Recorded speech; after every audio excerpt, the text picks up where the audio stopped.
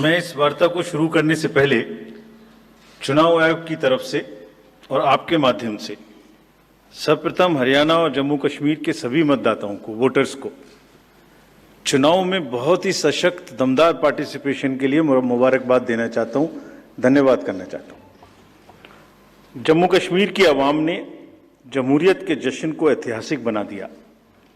भारी संख्या में पार्टिसिपेट कर अपने जमहूरी हक का शानदार उपयोग किया और जिसने लोकतंत्र की मजबूत नींव रखी है। दुनिया में सबसे बड़े लोकतंत्र के रूप में भारत हर चुनाव में गोल्ड स्टैंडर्ड्स तय कर रहा है, रिकॉर्ड बना रहा है। इन दोनों चुनावों में जो जज्बा दिखाया गया वो लंबे समय तक याद रहेगा।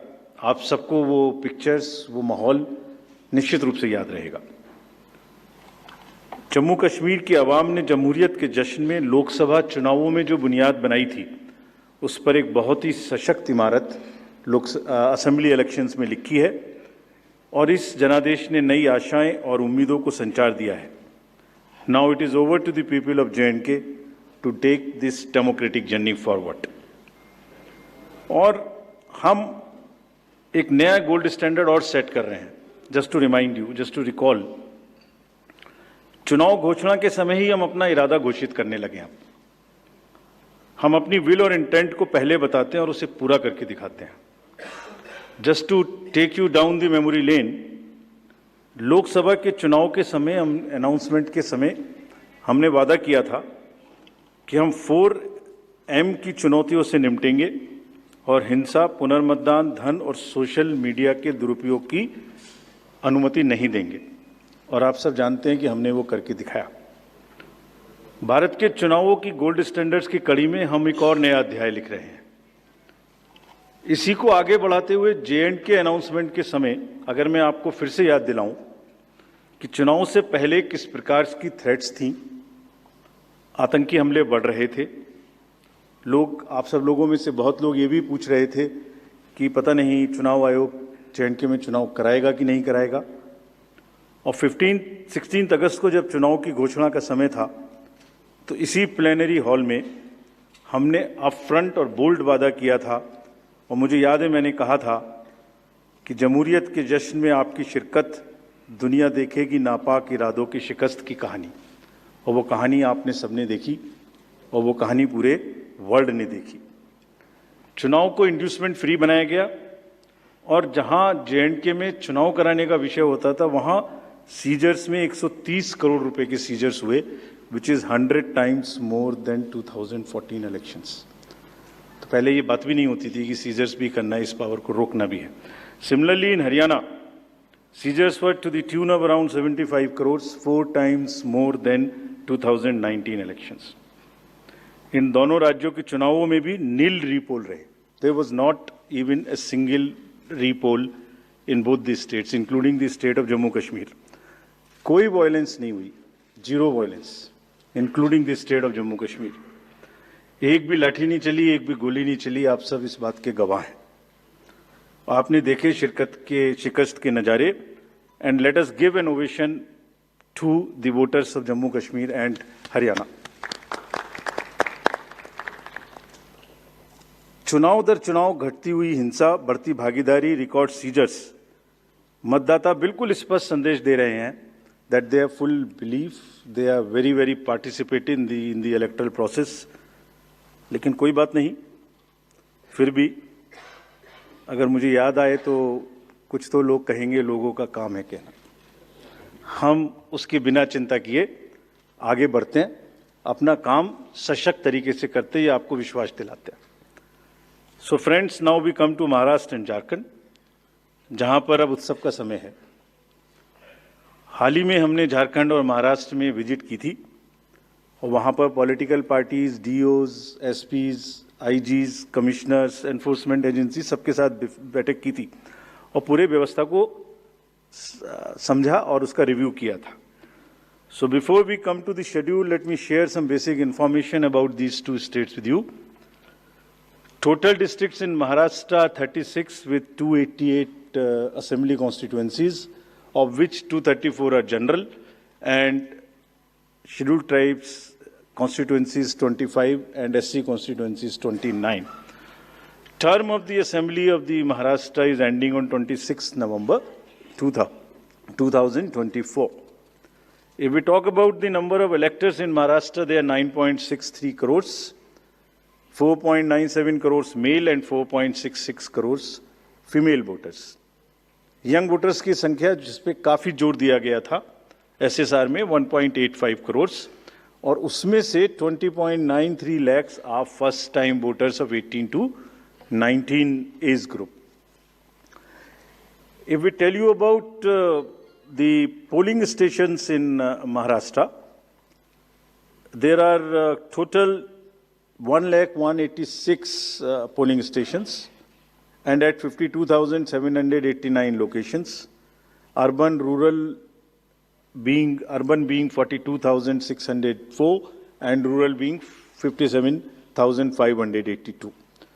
इस बार भी हम PWD मैनेज्ड बूथ्स बनाएंगे, विमेन मैनेज्ड बूथ्स बनाएंगे महाराष्ट्र में भी. मॉडल PSS की संख्या 530 रहेगी. अगर झारखंड में की चर्चा करें तो टोटल डिस्ट्रिक्ट्स की संख्या है 24, टोटल असेंबलीज 81, जिसमें से general 44, STs 28 and SCs 9. Jharkhand की असेंबली का टर्म 5 जनवरी 2025 को कंप्लीट हो रहा है और अगर झारखंड में इलेक्टर्स की बात करें तो 2.6 करोड़ वोटर्स, जिसमें 1.29 crore female and 1.31 crore male. First time voters between 18 to 19 years are 11.84 lakh and 66.84 young voters in Jharkhand also. In the number of centenarian voters is 1,706 and 3.67 lakhs PWD voters plus 1.14 lakh voters are of the age of 85 and plus in Jharkhand. If I give you an overview of polling stations in Jharkhand, पूरे polling stations की संख्या होगी 29,562 और जो कि 20,221 locations पर फैले हुए होंगे. अर्बन संख्या वहां कम है 5,042 और रूरल परिवेश ज्यादा है, इसलिए रूरल बूथ्स की संख्या होगी 24,520. यहां पर भी women managed booths, youth managed booth, PWD managed booths बनाए जाएंगे. एवरेज वोटर्स की संख्या पर booth is 881. Particularly vulnerable tribal groups पे जैसे मैंने पहले भी आपसे चर्चा की है, कमीशन का उनको एनरोल करने के लिए, उनको एम्पावर करने के लिए बहुत एम्फेसिस है. महाराष्ट्र में 3 PVTGs हैं, कटकरी, कोलम एंड मारियागौंड, और झारखंड में 8 पर्टिकुलरली वल्नरेबल ट्राइबल ग्रुप्स हैं जिनकी आबादी 1.78 लाख है. उसमें असुर, बिरहोर, मालपाड़िया, पहाड़िया, सौर्या, पहाड़िया, बिरजिया, कोवार एंड सावर, इन सबका लगभग 100% एनरोलमेंट इलेक्टरल रोल में किया गया है. और सभी DOs ये कोशिश करेंगे कि जो भी बूथ्स इनके यहाँ बने वो बहुत सहज इनके ही परिवेश में बने और इस तरह की स्वीप एक्टिविटी करें कि वो सबके सब अधिकतर मात्रा में अपने मतों का प्रयोग कर सकें. मैं फिर से रिपीट करना चाहता हूं कि सभी पोलिंग स्टेशंस पे एश्योर्ड मिनिमम फैसिलिटीज होंगी. पिछली बार मुंबई शहर से कुछ ऐसी इंफॉर्मेशन या शिकायतें आई थी कि वहां पर कुछ बूथ्स पे ज़्यादा पोलिंग स्टेशंस एक जगह होने की वजह से प्रॉब्लम थी. इस बार हमने रिव्यू में बहुत ही सख्त हिदायतें दी हैं, उनको रिव्यू किया, रेशनलाइज किया गया है पोलिंग स्टेशंस को. तो हम उम्मीद करते हैं DOs विल वर्क. और वहाँ इस बार म्युनिसिपल कमिश्नर मुंबई को DO भी घोषित किया गया है ताकि जितने रिसोर्सेज उनके पास हैं उन सबको वो उसमें इस्तेमाल कर सकें. एक और व्यवस्था की गई है जो हम पीछे से कोशिश कर रहे थे, अब हमने उसकी इंस्ट्रक्शंस भी इशू कर दिए हैं कि पोलिंग लाइन जब लगती है तो उसमें लाइन के बीच में भी थोड़ी कुर्सियां या बेंच लगाएं ताकि अगर आधा घंटा लग रहा है तो बीच बीच में कहीं ना कहीं 5-7-10 मिनट के बाद आप 2-3 मिनट के लिए बैठ जाएं तो थोड़ा अच्छा लगता है, मतलब थकान थोड़ी कम महसूस होती है, खासतौर से बुजुर्ग लोगों को. तो ये व्यवस्था भी सब पोलिंग स्टेशंस पे रहेगी। Friends, if I come to the next, ease of voting for senior citizens PWDs, this will be followed. You have all the experience of the pan-India coverage of facilities for the persons with disabilities and senior citizens. Her senior citizen जो 85 years से ऊपर हैं, उनको घर से vote देने की सुविधा उपलब्ध रहेगी।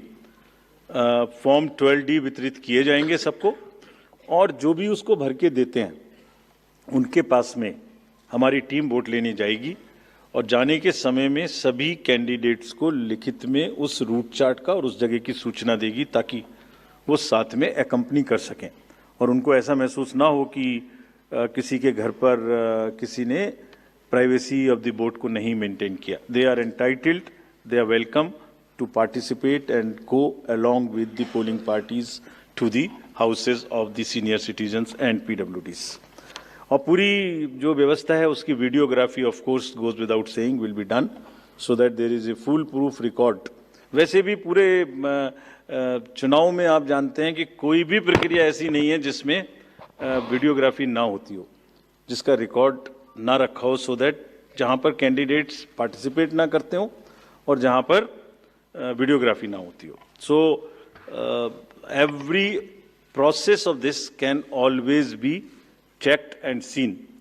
जैसे क्रिकेट में एक्शन रिप्ले होता है, तो अगर वहाँ गेम के समय एक्शन रिप्ले नहीं हो सकता तो बाद में हर जगह हर प्रोसेस की वीडियोग्राफी को देखा जा सकता है। इसी प्रकार से जो नेक्स्ट अगर मैं आपको बताऊं तो जो टेक्नोलॉजी है उसका हम फिर से बहुत यूज़ करेंगे। वोटर हेल्पलाइन ऐप में सभी वोटर्स अपनी सारी डिटेल्स देख सकते हैं। वो कहाँ मतदाता सूची में कहाँ नाम है, कहाँ फैमिली टुगेदर है, कहाँ उनको पोलिंग स्टेशन है, वो सब चीज़ देख सकते हैं। CVIGIL of course we have been very enthused. जैसे लास्ट पार्लियामेंट्री इलेक्शन में हमारे 10,000 करोड़ के सीजर्स हुए, जैसे मैंने अभी बताया J&K एंड हरियाणा में भी रिकॉर्ड सीजर हुए। We are sure that in Jharkhand and Maharashtra also the voters the enlightened voters will inform us on C Vigil about any malpractice which they notice in their area, and we will reach there in 90 minutes to handle it. सभी candidates जिनकी criminal background है उन्हें अपनी सूचना देनी पड़ेगी 3 बार papers में, और सभी voters as a matter of right can see on our app which is KYC know your candidate. हमने जो मीटिंग्स, मैं आपको सिर्फ सारांश में ये बताना चाहता हूँ कि जो मीटिंग्स हमने झारखंड और महाराष्ट्र में की, तो DOs स्टेट एजेंसीज को बहुत ही सख्त हिदायतें दी हैं। मतलब बहुत ही सख्त मीन्स बहुत ही सख्त, कि वो हर तरीके से फ्री एंड फेयर इलेक्शंस कराएंगे, हर तरीके से लेवल प्लेइंग फील्ड को एस्टेब्लिश करेंगे। उनको ये स्पष्ट बताया गया है कि किसी भी पदाधिकारी के विरुद्ध अगर ऐसी सूचना आती है और ये प्रमाणित होता है कि उन्होंने कोई भी कार्य ऐसा किया जिससे लेवल प्लेइंग फील्ड डिस्टर्ब होती है, एक पार्टी को पक्ष एक पार्टी को नुकसान, तो very stern action will be taken against them. This has been very very clearly told to everyone. किसी भी तरीके का प्रलोभन, वही 4 M's जो पहले हमने बात की थी, मनी का डिस्ट्रीब्यूशन, फ्रीबीज का डिस्ट्रीब्यूशन, शराब का डिस्ट्रीब्यूशन, ड्रग्स का distribution will all be under strict watch. All airports, all landings of the aircrafts in the field will all be checked. There would be extensive polling, the checkposts on the borders of the interstate for checking interstate movement, और कहीं से भी multi disciplinary teams वहाँ बनाने के लिए कहा गया है, यानी जिसमें एक्साइज भी होगा, पुलिस भी होगी, GST भी होगी, ट्रांसपोर्ट के भी लोग होंगे, ताकि वो 24/7 उनकी चेकिंग कर सकें। और साथ में ये भी हिदायत दी गई है कि चेकिंग का मतलब ये नहीं है कि कॉमन सिटीजन को कोई भी हैरेसमेंट होना चाहिए। That precaution must very very carefully be taken about all of them. सभी पोलिंग स्टेशंस 2 किलोमीटर के अंदर हों। किसी भी कंट्रोल रूम्स की स्थापना होगी हर डिस्ट्रिक्ट में, so that they can handle the social media narratives if there is anything which is wrongly being conveyed. ये सब का सब वहाँ पर निश्चित रूप से व्यवस्था होगी। सारांश में, if I summarize everything before coming to schedule, I would like to say that चुनाव लोकतंत्र का ऐसा त्योहार है और ऐसा उत्सव और पर्व है जिसमें सभी वोटर्स की भागीदारी बिल्कुल आवश्यक है, वांछनीय है, आवश्यक है, रिक्वेस्टेड है. We appeal to everyone to come and vote in large numbers in these elections also.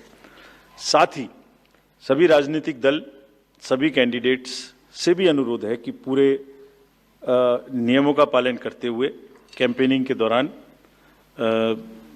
निर्भय होकर कैंपेनिंग करें. लेवल प्लेइंग फील्ड एस्टेब्लिश करना हमारा काम है, लेकिन उसको वायलेट ना हो, उसमें कोई एक्सेसेस ना हो, ये उनका भी काम है. Now I come to the schedule for Maharashtra. This will be in single phase. The notifications, date of notifications are in front of you.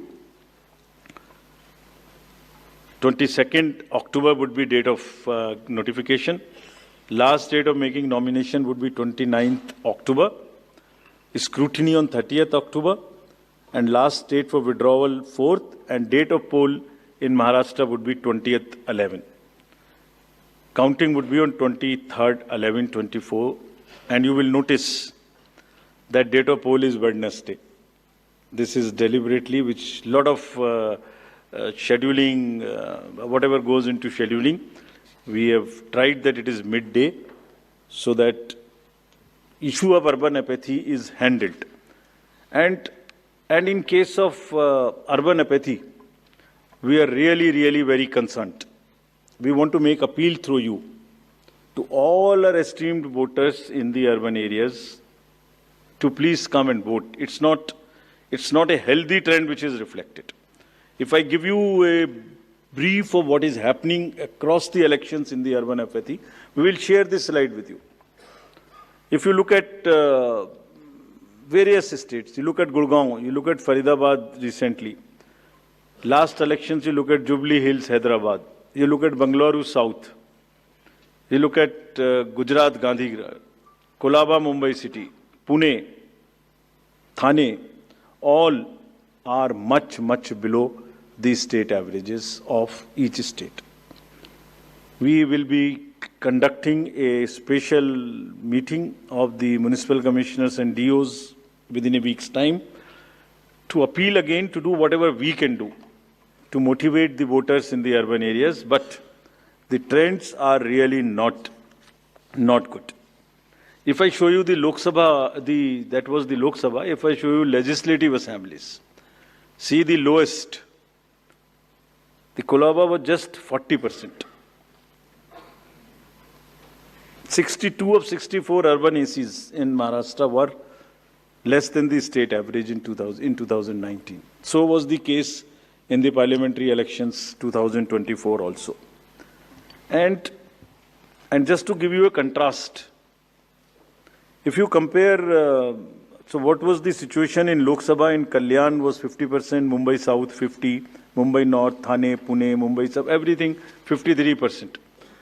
And these were the lowest 6 parliamentary constituencies out of the lowest 10. So that's the state of the urban apathy. We would be doing everything to counter it. Last time in 24 elections, we had all celebrities, all corporates, Amul, everyone involved. We'll do it again.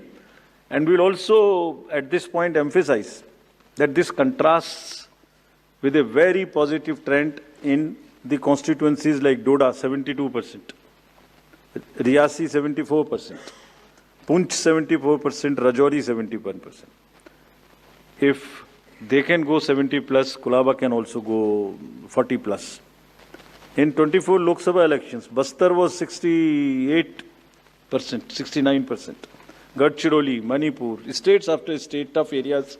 So we'll be requesting through you, we'll have a special drive this time for the slum areas in urban areas and also the colonies, all alike, to have a real urban push.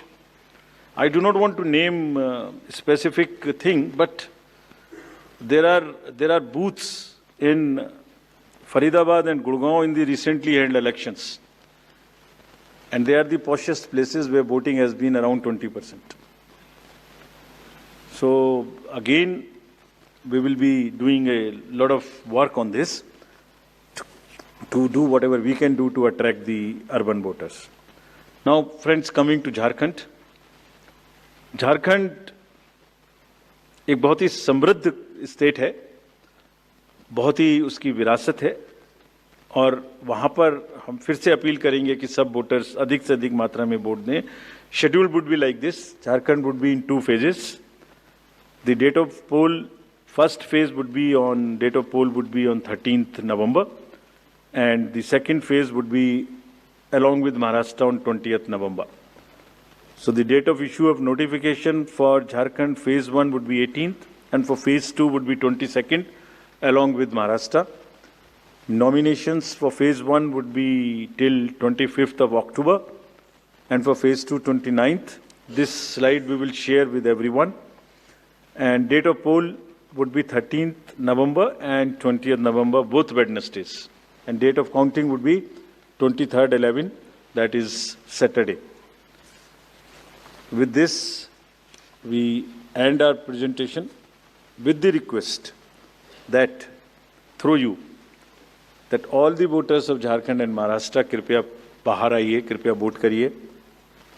लोकतंत्र के उत्सव में आपकी भागीदारी कि हम बहुत ही request करते हैं, अपील करते हैं आपसे. Thank you very much. So by elections. So we will come back. We'll come back. So okay. Sorry. By elections also. By elections. We have 48 ACs and 2 PCs in 15 states. They will also undergo the elections this time. All the 48 ACs and 2 PCs, the schedule would be like this. All the except 1 AC and 1 PC, where because of the festivities in some region, all 47 ACs and 1 PC of Kerala would undergo the election along with the phase 1 of Jharkhand. The same schedule. 13th November would be date of poll. And only for 2 ACs, one for assembly and one for parliament. That is Kedarnath in Uttarakhand, because on 12th there is gazetted holiday and dispersal of the parties takes place on that day. Therefore, it is on 20th. And similarly for Maharashtra, except that everything would be during the first phase. Thank you very much. thank you, sir, for the very comprehensive briefing. Now we will take questions from the media. Please, the gentleman in the blue shirt, please. Thank you. Sir, मेरा नाम प्रशांत लीला रामदास है. मैं news 18 लोकमत से हूँ, और मेरा एक सवाल इस तरह का है कि कांग्रेस ने डिमांड की थी जो वहाँ के पुलिस महासंचालक है रश्मि शुक्ला, इनको हटाने को लेकर, इसको लेकर आयोग क्या सोच रहा है और उस पर क्या निर्णय होगा? Question from that side also. From the pink shirt, second row, Mr. Shailesh Yadav. This was about DG. Right. Sir मैं शैलेश यादव ANI से. अभी हाल ही में चुनाव संपन्न हुए हैं जम्मू कश्मीर और हरियाणा में, और लोकसभा इलेक्शन के बाद देखा गया है कि एग्जिट पोल जो हैं एकदम उल्टे रहे हैं या जो है एकदम गलत साबित हुए हैं. और इसको लेके पब्लिक में सवाल ये उठता है कि एग्जिट पोल में तो सरकार इनकी बन रही है और नतीजा उल्टा है, उस पर EVM पे सवाल उठाए जाते हैं, जिसकी शिकायत आपसे कुछ पार्टियों ने करी थी, जिनका एग्जिट पोल में ये था कि सरकार बन रही है और जब EVM का रिजल्ट आया तो सरकार बदल गई. तो इस तरह के एग्जिट पोल को लेके आपका क्या कहना है? क्योंकि सवाल जब उठते हैं तो आपकी तरफ से जो है बाहर नहीं आता है कि क्या इलेक्शन कमीशन सोच रहा है इस पर. Last row, madam was raising the hand. Please. Yes.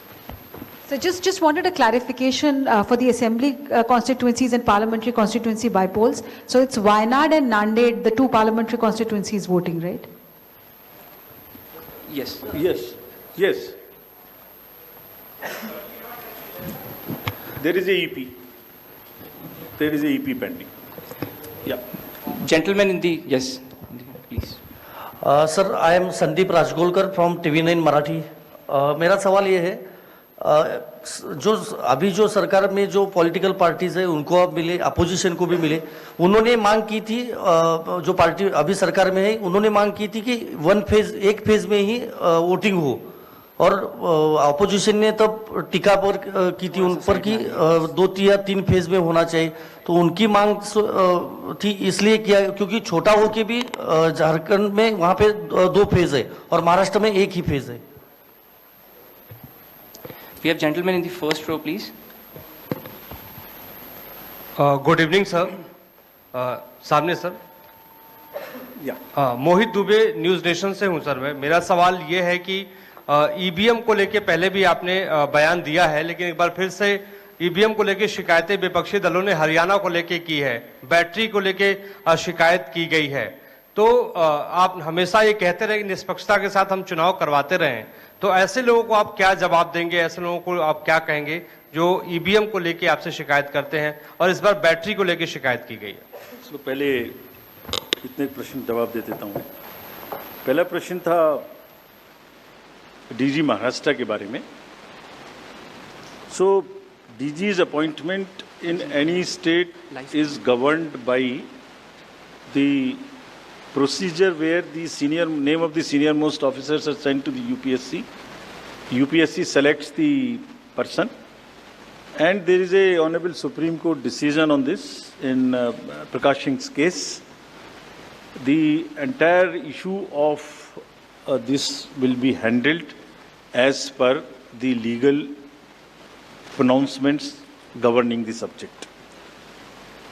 This name has been cleared by UPSC, but however, exactly what has been dictated, what has been ordered in this Honorable Supreme Court's order, this case will be handled according to that. Somebody asked about 2 phases in Jharkhand and 1 phase in Maharashtra. Do you remember how many phases were in Jharkhand last time? 5. And now you are asking about 2 also. There are factors in Jharkhand which are about the Naxal areas and others. There are concerns, therefore there are 2, and Maharashtra was 1, which is 1. Exit polls. Actually, I didn't want to touch this subject, but since you are asking.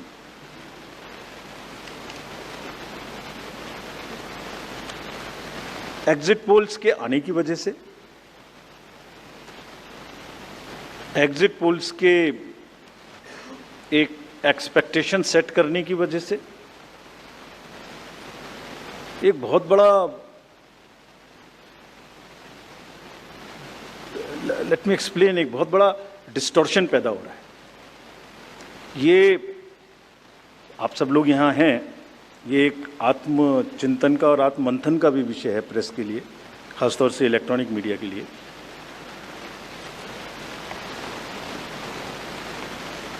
पिछले कुछ election से 2-3 चीजें एक साथ हो रही हैं, अगर हम उसको पूरे कैनवस को एक साथ देखें तो, और ये सबके लिए समझना जरूरी है। पहले एक एग्जिट पोल आता है जिसकी हम उसको गवर्न नहीं करते, जो एस्टेब्लिश्ड रिजीम है, स्टैट्यूटरी एंड जुडिशियल रिजीम, उसमें हम उसको गवर्न नहीं करते। लेकिन एक खुद के आत्मचिंतन की जरूरत जरूर है कि वो उसका सैंपल साइज क्या था, उसका सर्वे कहाँ हुआ, उसका रिजल्ट कैसे आया। अगर मैं उस रिजल्ट से मैच नहीं किया तो मेरी क्या रिस्पॉन्सिबिलिटी है, कहीं कोई डिस्क्लोजर्स हैं कि नहीं है, ये सब देखने की जरूरत है बहुत सख्त। there are bodies which govern this. There is NBSA, there are other bodies which self-regulate, and I am sure the time has come that the associations, bodies which govern will do some self-regulation. Because इसी से जुड़ा हुआ दूसरा विषय है जो कि बहुत ही इम्पोर्टेंट है। जिस दिन पोलिंग खत्म हुई उससे रफली थर्ड डे काउंटिंग होती है, तो आज शाम को 6 बजे से एक एक्सपेक्टेशन राइज हुई। सबने सोचा ये होने वाला है, जिसका कोई साइंटिफिक आधार, जिसका कोई लीक पब्लिक में डिस्क्लोजर में नहीं है। जब काउंटिंग का समय शुरू होता है तो 8:05 और 10 मिनट से रिजल्ट्स आने शुरू हो जाते हैं, विच इज नॉनसेंस। आप बताइए, मेरी पहली काउंटिंग 8:30 बजे शुरू होती है और हमारे पास प्रमाण है इस बार कि 8:05, 8:10, 8:15 पर आने लगा, इतने की लीड, इतने की लीड, इतने की लीड, इतने की लीड। ऐसा तो नहीं है, I am just posing question, we are not gone into this, but ऐसा तो नहीं है कि एग्जिट पोल को जस्टिफाई करने के लिए वो शुरू में ट्रेंड्स आ गए कि हमने तो ऐसा कहा था, वैसे ही ट्रेंड हो रहा है, बाद में जो होगा वो होगा। और अचानक से पहला रिजल्ट एक राउंड का 8:30 बजे जब काउंटिंग शुरू हो रही है तो 9 बजने में 10 मिनट, 9 बजने में 5 मिनट से पहले 20 मिनट भी लगेंगे एक राउंड में, तो आ ही नहीं सकता। और हम उसको 9:30 बजे वेबसाइट पे डालते हैं, 9:31 पे एग्जैक्टली, कभी भी देख लीजिए एक के बाद एक। 9:30 पे हम उसको अपनी वेबसाइट पे डालते हैं, फिर 11:30 पे डालते हैं, फिर 1:30 पे डालते हैं। चलिए, आपके कोई कॉरेस्पॉन्डेंट वहाँ मौजूद थे, उन्होंने पहले बता दिया। प्रोसेस काउंटिंग में रिजल्ट को स्क्रीन पे दिखाना पड़ता है, एजेंट के साइन लेने पड़ते हैं, ऑब्जर्वर से जस्टिफाई कराना पड़ता है, तो ऑफिशियल साइट पे आने में आधा घंटा लग सकता है। लेकिन 9 बजे से 9 बजने में 10 मिनट से पहले कैसे आते हैं? और उससे क्या होता है, एक तो एक्सपेक्टेशन है एग्जिट पोल्स की, उसके बाद 8:45 बजे तक मैंने दिखा दिया उसी के मापदंड से कि वो लीड कर रहे हैं लोग। तो वास्तविक रूप से जब वो एक्चुअल रिजल्ट्स आने शुरू होते हैं तो एक मिसमैच होता है, and that mismatch is also giving this can lead to serious issues sometimes. Even the gap between expectation and achievement is nothing but frustration. So ये एक विषय ऐसा है जिस पर हम तो नहीं, हमारे हाथ बंधे हुए हैं, लेकिन एक कुछ ना कुछ मंथन की, कुछ ना कुछ, एंड आई एम श्योर जब इस देश में, जब कंट्री में इस तरीके की जरूरत होती है तो एक सेल्फ करेक्शन हो जाता है, तो सभी रिस्पॉन्सिबल लोग इसका सेल्फ करेक्शन जरूर करेंगे, I am sure about it. EVM के बारे में आपने फिर से पूछा।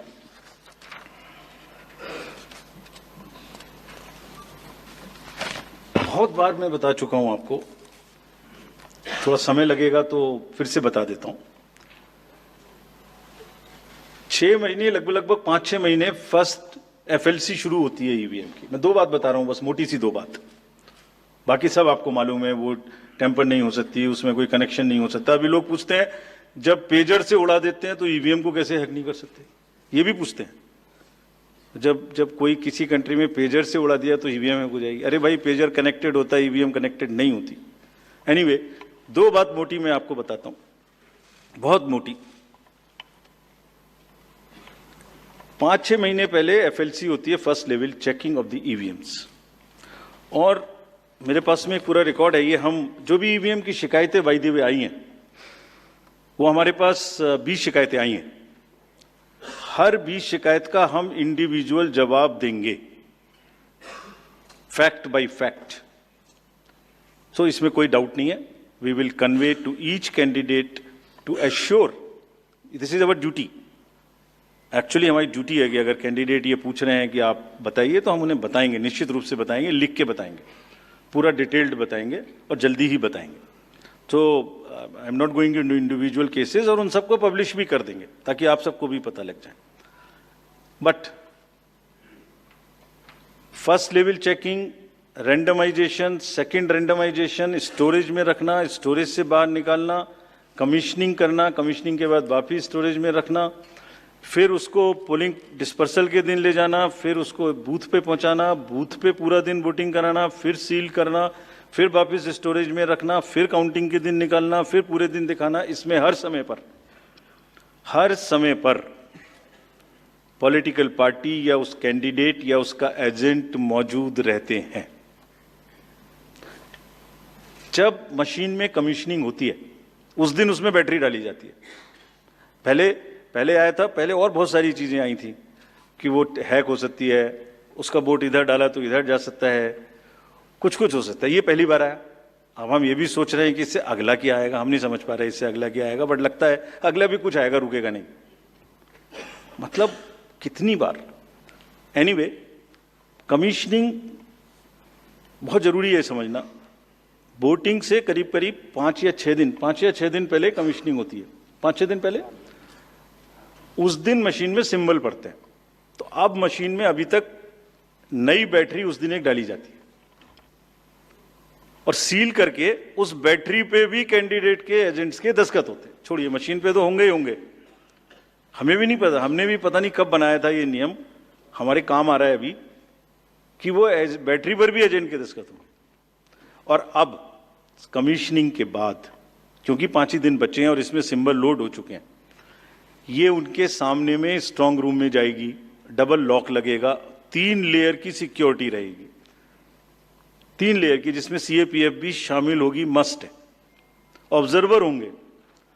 उसके बाद जब वो पोलिंग के डिस्ट्रीब्यूशन के दिन निकलेंगी, उस दिन फिर यही प्रोसेस होगा, सारा प्रोसेस वीडियोग्राफ होगा।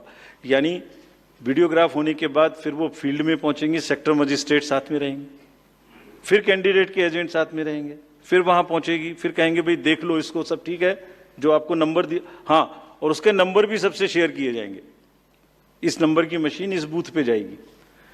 फिर जब वो बूथ पे पहुंच गई तो कहें भाई मिला लो आप, उसी नंबर की है कि नहीं है, वोट भी डाल के देख लो 50 कि ठीक है कि नहीं है। किसी ने 50 डाले, किसी ने 20 डाले, किसी ने कहा नहीं हमें ठीक है हम नहीं डालेंगे। किसी स्टेज में किसी बूथ पर 20 कैंडिडेट हैं, किसी पर 5 कैंडिडेट हैं, किसी पर 5 ने कम वोट डाले, किसी ने ज्यादा डाले, बैटरी उसी हिसाब से यूज। फिर पूरे दिन वोटिंग हुई, तब एक एक वोट का हिसाब रखा, फिर बंद हुआ। बंद होने के समय में एंड ऑफ क्लोज ऑफ पोल में फिर से दस्तखत कराए, फिर से हिसाब लगाया कितने वोट पड़े, फिर से फॉर्म 17C दिया। उसको कितना दिखाएंगे, कौन दिखाता है इतना, बताइए। कोई एक प्रोसेस कंपैरेटिव बताइए पूरी कंट्री में जहां पब्लिक डिस्क्लोजर पार्टिसिपेशन इतना अधिक हो, कोई ये बताइए प्रोसेस। उसके बाद में बंद करने के बाद में उसको स्ट्रांग रूम में बंद किया, फिर काउंटिंग के समय निकाला तो एक बैरिकेटिंग लगाई, उस बैरिकेटिंग के बीच में से जाएंगे, इधर उधर से नहीं जाएंगे ताकि कोई मिक्सअप ना हो।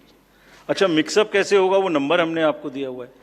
जब काउंटिंग में पहुंचे तो फिर कहें भाई चेक कर लो, फिर 17C से चेक कर लो, round wise round this is happening. And there is a provision for objecting to any of the issue relating to this at any stage, which has not happened. So हम individual जिसने वो बिल्कुल safe है, बिल्कुल robust है। अच्छा, और मैं बताता हूं आपको, आप पिछले 15-20 इलेक्शंस देख लीजिए, it is giving results after results differently. जहां मतलब ऐसा नहीं हो सकता कि जब पसंद का रिजल्ट ना आए तभी गलत है, ऐसा नहीं हो सकता। एनीवे, हम सबका इंडिविजुअल जवाब देंगे और आपको भी बताएंगे, उसको वेबसाइट पे डलवाएंगे, वो जवाब दे देंगे आपको। एक FAQ भी बनाएंगे उसका, बताता हूं मैं आपको, बट इसमें थोड़ा सा, चलिए आप अपना प्रश्न पूछ लीजिए, अभी ये बता देता हूं। जी सर, बता दे, ये भी इसी के साथ बता दे। Will take some questions from the, नहीं, ये प्रभु जी का इसके साथ ही बता देता हूं। जैसे मैंने पहले बताया, ये एक सिंगल यूज बैटरी है, जब ये पड़ेगी तो 5-6-7 दिन के लिए इस्तेमाल होगी। इसकी जैसे आपके कैलकुलेटर में बैटरी है, I mean it is not mobile का बैटरी जो एवरी दिन चार्ज होगी, it is like calculator battery, 5 साल तक चलती रहेगी। जब शुरू हुई तो मान लिया वो 100% थी, अब वो धीरे धीरे यूज डिसयूज, कितना एक्सटेंसिव यूज, कितना ग्राफ किया, सबसे यूज होती रहेगी 10 साल के बाद तक, 5 साल तक। 5 साल में जब बंद होगी तो पता लगा उससे पहले 3-4% थी, आपको पता नहीं लगेगा, सडनली बंद हो जाएगी। बट हमने प्रोविजन बनाया हुआ है कि जब इनिशियल ये शुरू होगी तो इसकी 2 चीज हुई, एक परसेंटेज ऑफ चार्ज, एक output is in terms of voltage. It's a very low required voltage which the machines require. So anything between 7.4 to 8 volt is considered कि ये बिल्कुल परफेक्ट स्थिति में है और इसको आप डाल सकते हैं। तो it is initially marked as that yes it is okay, go ahead, 99% it is charged. Now after commissioning के समय में भी मॉक पोल की जरूरत है, पोलिंग स्टेशन में भी मॉक पोल की जरूरत है, नंबर ऑफ कैंडिडेट्स भी अलग अलग है। सो ये एवरीथिंग कैन डिफर डिफरेंटली, और जब भी वोल्टेज 7.4 से नीचे आएगी तभी ये एक्चुअल वो दिखाना शुरू कर देगी। This is how it is designed. And अगर 5.4 या कोई परसेंटेज है उसके आस 5.8,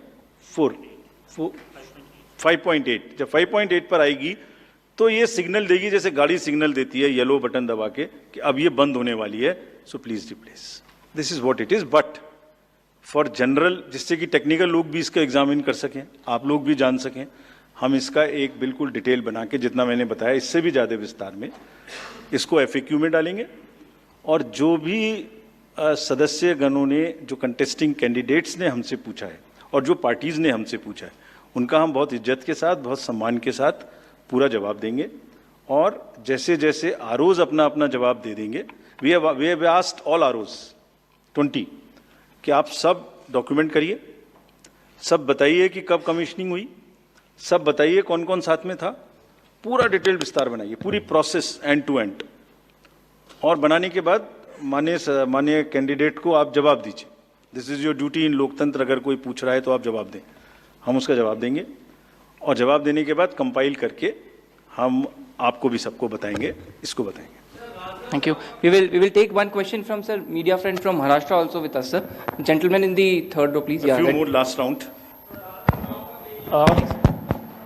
नमस्कार सर, मेरा नाम प्रमोद जगताप है, मैं सकाल मीडिया ग्रुप के शाम अच्छा, न्यूज। एक चीज और बता दूं, एक चीज और इसमें मैं आपको बता दूं, एक हमारा C&B का भी प्रोसीजर है, जो माइक्रो कंट्रोलर और प्रोसेसर को हम चेक कर सकते हैं। मुझे नहीं लगता कि इन 20 कॉन्स्टिट्यूएंसी से कोई भी रिक्वेस्ट C&B की आई है, कोई रिक्वेस्ट नहीं है। So anyway we will give specific replies of all this. Yes please. हाँ सर, मेरा नाम प्रमोद जगताप है, मैं सकाल मीडिया ग्रुप के शाम टीवी न्यूज चैनल से हूँ। मेरा सवाल जो है वो सिंबल को लेके, महाराष्ट्र में एनसीपी के 2 गुट होने के बाद तुतारी और ट्रम्पेट, तुतारी जो है शरद पवार की पार्टी को दे दिया, लेकिन लोकसभा चुनाव में ट्रम्पेट जो है वो भी सिंबल कोई इंडिपेंडेंट कैंडिडेट को दे दिया था। इससे ज्यादा वोट उस इंडिपेंडेंट कैंडिडेट ने लिए थे। शरद पवार के एनसीपी का ऐसा कहना है कि ये सिंबल जो है वो फ्रीज करना चाहिए। महाराष्ट्र के स्टेट इलेक्शन कमीशन ने स्थानिक स्वराज्य संस्था के जो चुनाव है उसमें वो फ्रीज किया है, लेकिन केंद्रीय चुनाव ने अभी तक उसके ऊपर कोई डिसीजन नहीं लिया। तो आप उसको लेके कोई आपकी एसओपी बनाने वाले हो, वो सिंबल अभी फ्रीज करने वाले हैं, निम्न उसके का जरा सविस्तर बताइए please. Gentleman in this side, pink. Rajiv sir, मैं आनंद कुमार सिंह हूँ, न्यूज़ इंडिया न्यूज़ चैनल से। सर मेरा एक सवाल आपसे है, मैंने लोकसभा चुनाव और विधानसभा चुनाव जम्मू कश्मीर कवर किया था, तो मैंने तेलंगाना में देखा कि हिजाब को लेकर लोकसभा बीजेपी की प्रत्याशी थी, तो वो हिजाब को लेकर आइडेंटिफाई कर रही थी, जिसको लेकर विवाद हुआ था।